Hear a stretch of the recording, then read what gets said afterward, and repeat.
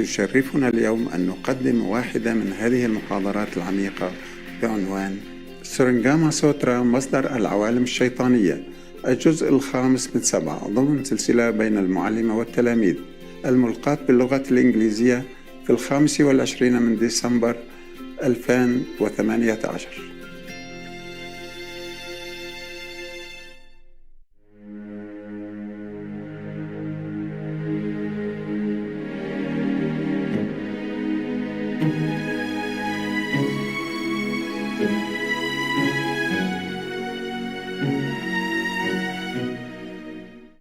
I tell you one story about a king, even jealous with an elephant. Yeah, his own elephant. But it's true story. The Buddha told the story. There was a king before, a long time ago. But of course, the former enemies of the Buddha. Buddha has always this guy hang around him forever, even when he already became officially, physically Buddha. Devadatta. Long time ago, long forever time ago, there was a king, powerful, rich, famous, in one kingdom. He has a beautiful, white, pure, lovely, wonderful, dignified looking elephant. Yeah. Apart from everything else he has. Yeah, a white elephant is hard to find already. And beautiful, dignified as that. Yeah, and very well trained. Because that elephant was too good and intelligent and have many talents, you know. Oh, and then one time he heard people praising the elephant so much because the elephant was performing something. And they said, oh, wonderful elephant, beautiful elephant. Oh, we love this elephant. Oh, the king cannot bear. They should say that to me, not to my elephant. He's just an elephant. And it's mine even. Okay, he's so jealous. That's driven him crazy.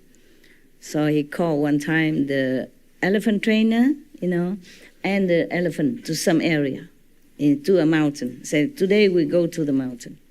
And then he asked the trainer, is this elephant well trained? And the trainer, of course, said, yes, of course he is, Your Majesty. He's the best in the whole country. No other elephant is better than this elephant. Yeah, you have the best, Your Majesty. Oh, but then the king is even boiling more with anger. Even his own official praised the elephant as well. So he said, okay, good. So you show it to me. Can he stand on one leg, 2 legs? Okay, make him stand on 2 legs. Okay, he does stand on 2 legs as the command of the trainer. Can he stand on 1 leg? Yes, he can stand on 1 leg. Fine. And then he make him go all the way on the top of the mountain and tell him, can he now stand on 2 front legs on top of the mountain? He's going to push the elephant down. So the trainer suddenly see the impression on the king's face.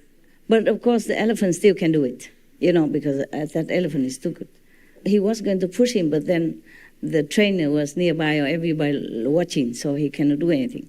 So he said to the trainer, can your elephant even fly? Have you heard of flying elephant? Because if he doesn't, then he's a very bad elephant. He's not worthy to live. Yeah, force him to die. So the trainer knew the intention of the king, so he whispered into the ears of the elephant.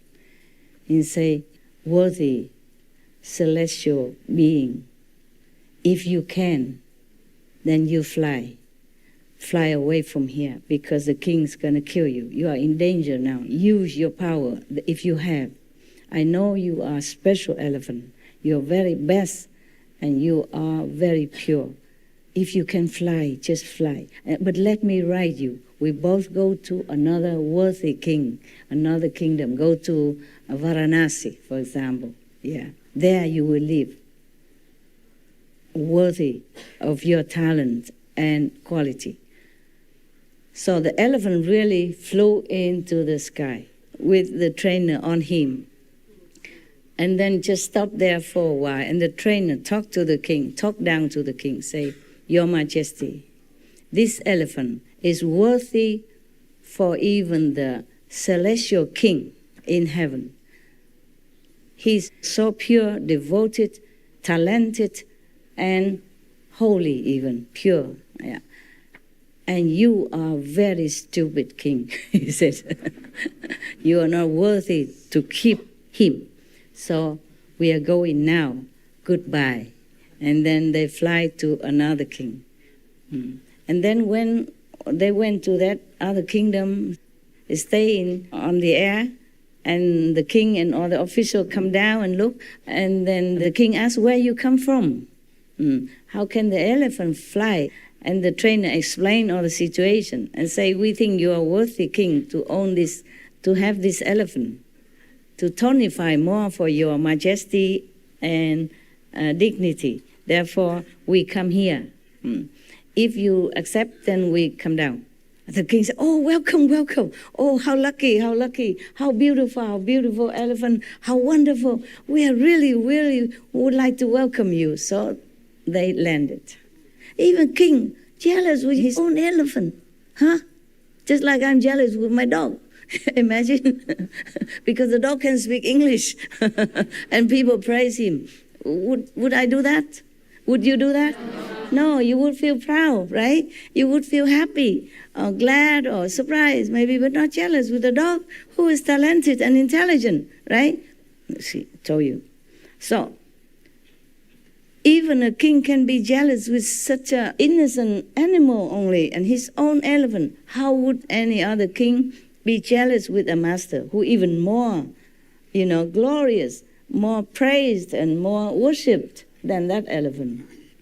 That's why many masters die, in such a tragic because of that.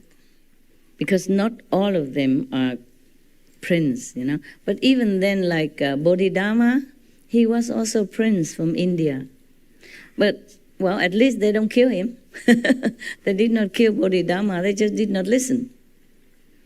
And one of the king also did not listen. And because the king invited him here in his good name to invite him to his court and asked him, boasting, I built many temples, for the Buddhists. I make offering and take care of many monks. How much merit do you think I have? Bodhidharma said, no, none, nothing. So, of course, the king did not like that. The king talk is in just a very normal way, egoistic way, in the very low level of understanding about karma, merit, and spiritual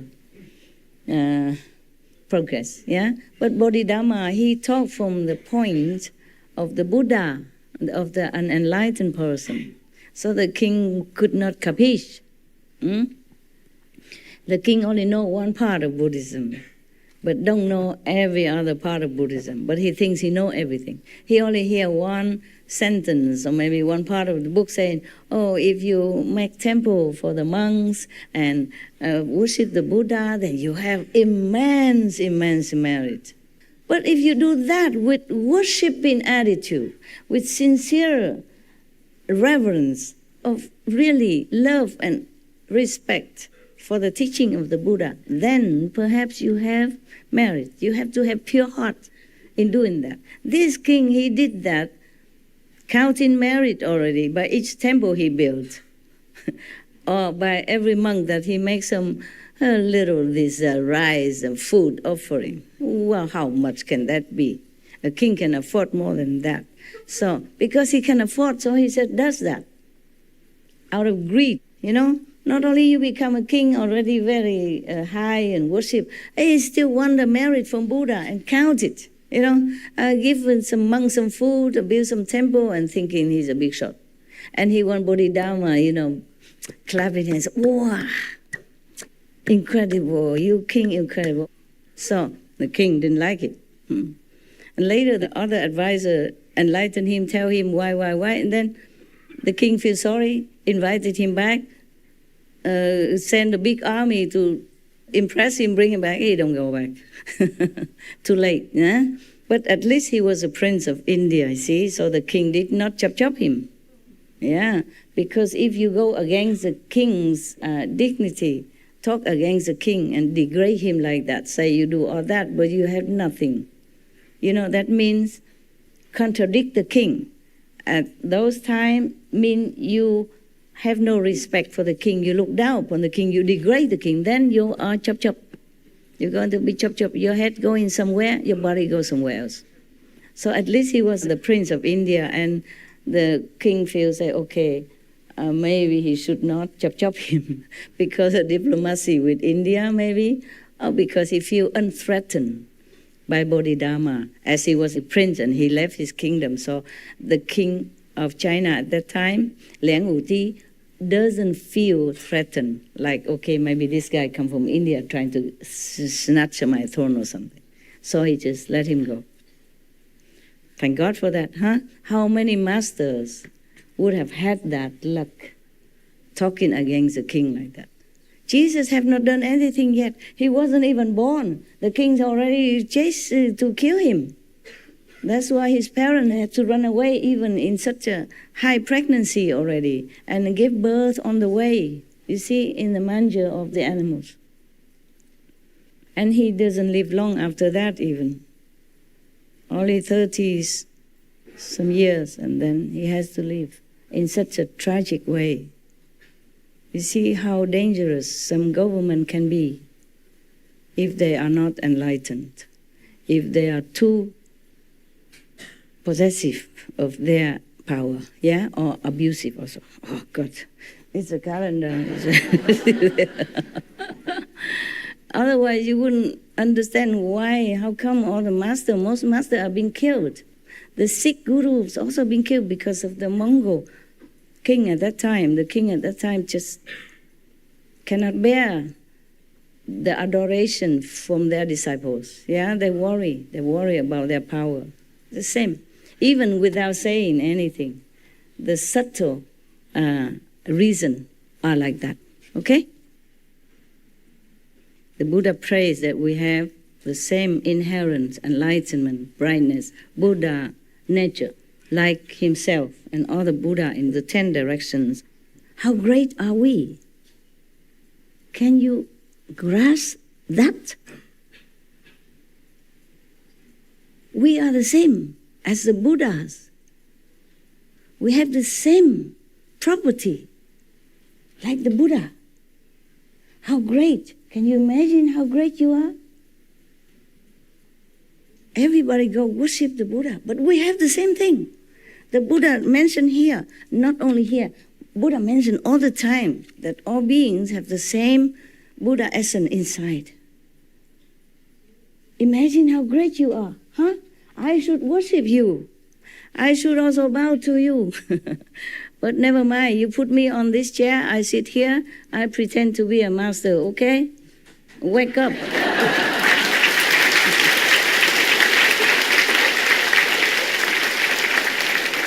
Wake up.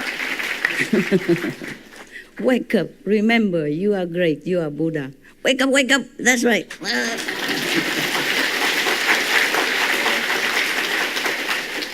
If you're Buddha, don't do silly things. Don't break the precepts. Don't do anything that contradicts to your Buddha dignity. Remember all the time. Remember all the time. Then even if you don't try to keep the precept, you are the precepts. It's just like your nature. Like you have to breathe. And you forget that you're breathing.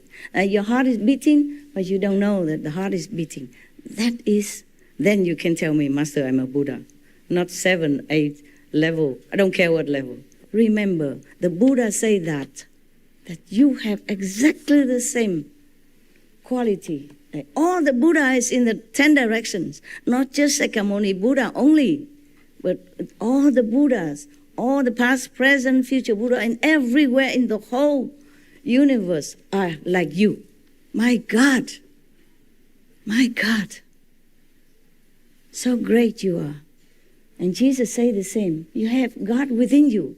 The Holy Spirit is within you. Kingdom of God is within you. Then who are you? You are God, right? At least you are likened to God.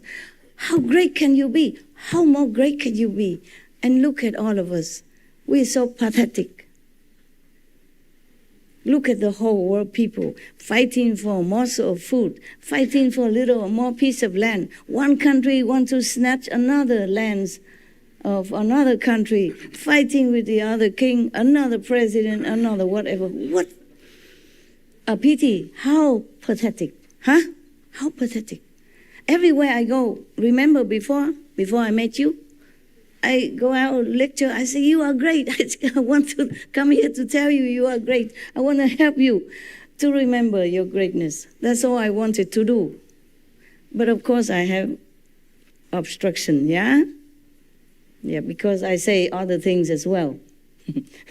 Like if you want to remember your Buddha nature, you want to know how great you are, stop all these silly bad things that you're doing. No smoking, no meeting, no drinking, no etc., etc. And that go against many people's interest.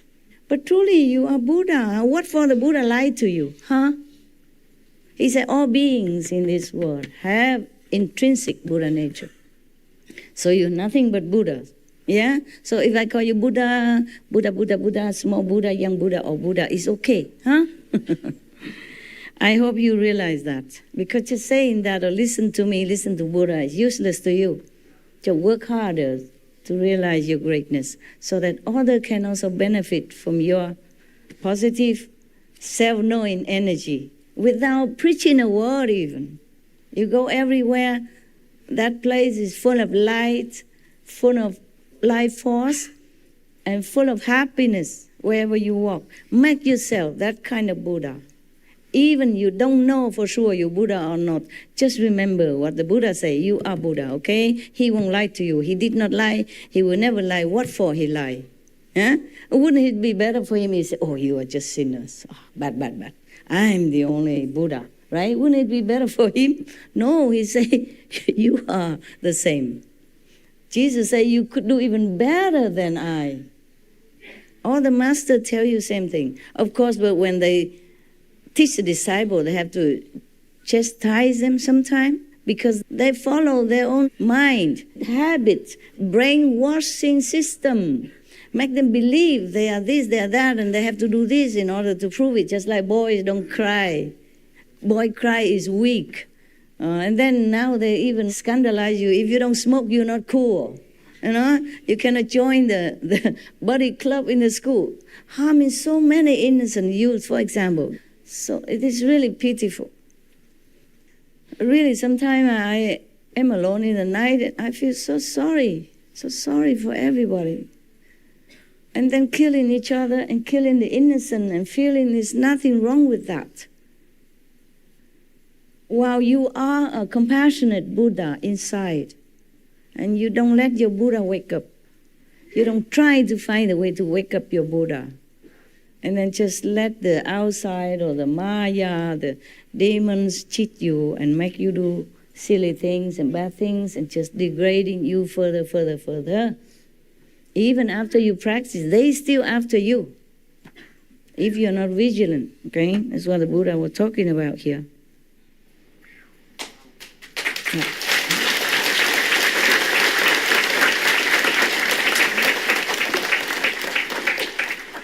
Why we don't know we are Buddha? He also explained. The compassionate Buddha tells us everything. Due to the fault of false thinking. Yeah, what I told you. Huh? People teach you to do this, do that. Even just like boys don't cry. If the boy cry, he's sissy. Or woman like, or gay even. And, accusing you. All kind of things.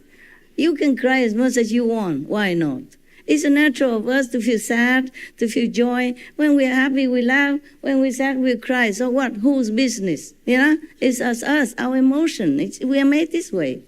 When we cry, we don't harm anybody. When we laugh, we don't harm anybody. So why is that if you cry, you're weak? Okay? Why crying is reserved for us women only? You cry because something touched you. Something make you feel happy to tears. Or sad to tears. It's all natural. Just knowing that these are just fleeting moments and it's not like any helpful much for your true self. Okay? Enjoy your laughter and relieve yourself when you're sad by tears. But Do not just dwell in sadness forever, yeah? And do not indulge in some time of nonsensical entertainment forever, but concentrate on the true path practice. Okay, huh? Okay, so the Buddha said, due to the fault of false thinking and confusion about the truth, infatuation arises and makes your confusion all pervasive. Consequently, an emptiness appears. Worlds come into being as that confusion is ceaselessly transformed. Therefore, the lands that are not without outflows, as numerous as motes of dust throughout the 10 directions, are all created as a result of confusion, dullness, and false thinking. Imagine that. Except the Buddha's land, every country or even planet created which have thought, which is not perfect, are all from the false thinking of the beings. Then it springs all out. Therefore, all the countries, all the planets, except the Buddha's land, are full of imperfections and trouble, because it sprung out from false concept. That's what Buddha means. You should know, the Buddha talking, you should know that the space created in your mind is like a wisp of cloud that dots the vast sky. How much smaller must all the worlds within that space be? Okay. In your mind, sometimes because of your wishy-washy or sometimes you are not really awake while you meditate, you see something. But even then, compared to the reality, all this scenery inside are just like a speck of dust. Least of all, the other world outside, within that space, and all the so-called materialized worlds outside. It is all from the false thinking that everything comes out. The Buddha said, even if one person among you finds the truth and returns to the source, then all of space in the 10 directions is obliterated. How could the worlds within that space fail to be destroyed as well? Sometimes we meditate and we see that word. But then when we realize the truth, then all this scenery and false appearance disappear. So the Buddha asked, how can this illusionary world not be destroyed? It's the same, it's all illusion. If you realize the truth, all this kind of falseness within you will be destroyed. The same with all the world within the three worlds, yeah? I mean up to the Brahma. How can that be forever? The Buddha meaning that one day all this will be destroyed. Once you realize the truth, there's nothing but only the real worlds will rest with you.